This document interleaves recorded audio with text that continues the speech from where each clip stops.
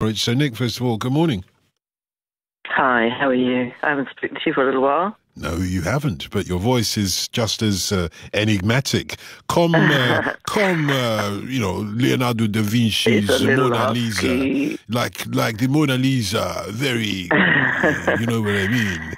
It's my COVID voice, as you know. My long COVID voice has dropped to me about 2 octaves and made me very husky. And it's been like this for 2.5 years now, so you should try and recognise me.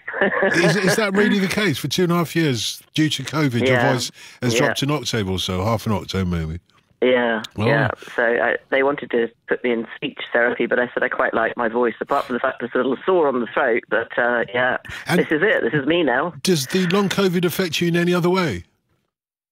Lots, extensively. I'm still pretty much unable to leave the house. Obviously, I can't return to work. I can't work. I've got a number of autoimmune illnesses. I'm on beta blockers. I've got multiple organ damage. I've got kidneys that are failing. What?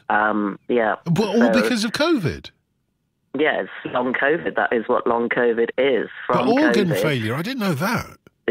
Yeah, so the myocarditis, pericarditis, as some people report as a part-time thing, it damages the valves of the heart, and the same with my liver and my kidneys have both sustained long-term damage as a result of COVID.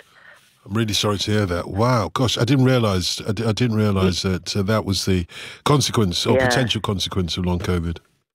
Yeah, a lot of people living with, blindness in wheelchairs, a lot like me that are just housebound. And it was only 3 weeks ago in Scotland that the Scottish government declared long COVID is now recognised as a disability. So you are legally disabled now with a long COVID sequelae syndrome if it is confirmed by your GP. And it often is the case, it's Scotland that leads the way on this, because as I can imagine, where you are in Cheltenham, it's not seen yet as a disability, is it? Long COVID, or is it?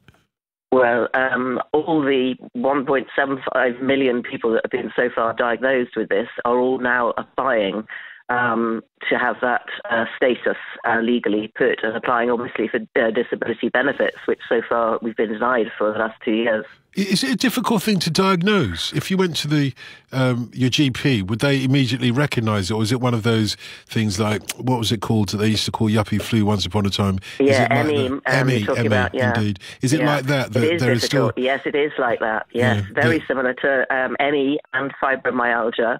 And the charities that operate support for both those categories of people have been phenomenal in helping the long COVID support charities, in helping us to raise awareness and look after everyone else that is ill in the same way.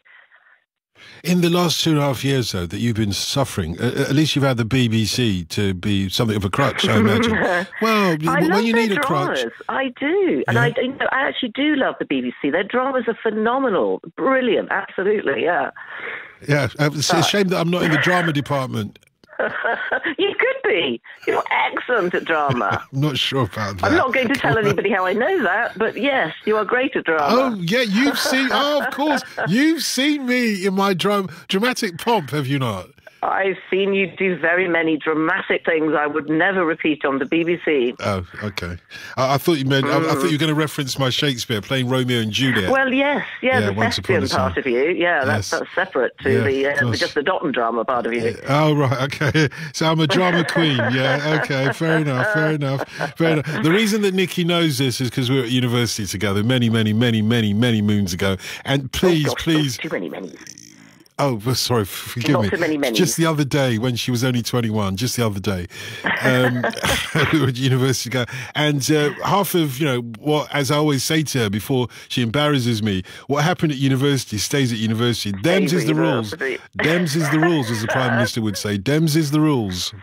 I was thinking about it recently because of the political goings on with Boris and the new election, because of the amount of times that we had political goings on with members of Parliament visiting our university and coming out a bit worse for wear. Yeah. And do you remember who became President of the Union during your last year at university? Well, yes, of course. It was Dotun Adebayo, who won by a mile from Assad Rehman. That's right. I did win by a mile. But how could you think it was John Bercow? For goodness sake, I would wipe the floor with with him if the Tories were part of the union. Anyway, that's another story. People were thinking of putting him in for leader of the Conservative Party only a couple of weeks ago. Well, not sure about that. He defected, didn't he? Didn't he defect to Labour? No, he didn't defect. He didn't officially defect. That was his wife was from the other side, you know. So, like President Obama, John Burko could have said, I've got friends in the red states, I got friends in the blue states. He could have said it in that voice as well.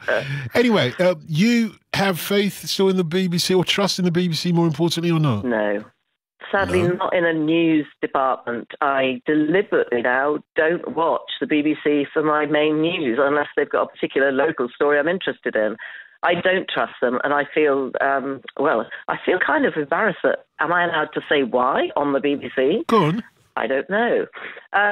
I was like you. We're at university together running a student newspaper, so we both went on to do journalism and all that sort of stuff. What's the first rule of journalism? Balance. Get both sides of the argument. Yeah?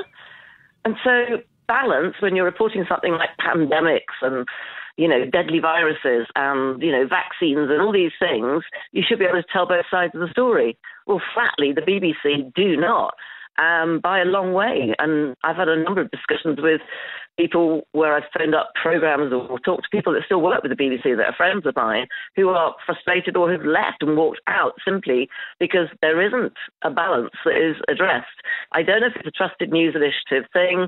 I don't know if it's pressure from somewhere else over and above, but it just really disappoints me not to see balance in journalism. But why do you think, or do you have a reason, an opinion as to why there would be this imbalance? I'm genuinely asking. I know that... Okay, but genuinely, I think the Trusted News Initiative, with partners like Facebook and some very high elite people like Bill Gates as part of that, I don't believe there is a fairness, because I've seen in the United States vaccine companies sponsoring every single news broadcast that went out throughout the pandemic. And I think we don't see it so much in the UK, but I think that bias, that commercialism is still there. And what would the BBC have to do to win back your trust? Well, they need to report the other side of the argument. They need to tell us, when we get on an aeroplane, we know aeroplanes have crashed before. We know how many people have died, and we know how risky it is. If we're going to take a vaccine, we need to know how many people have died and how risky it is. That's what I want them to do. Funny enough, when I go on an aeroplane, I don't want to know how many people have died and how many planes have crashed, you know.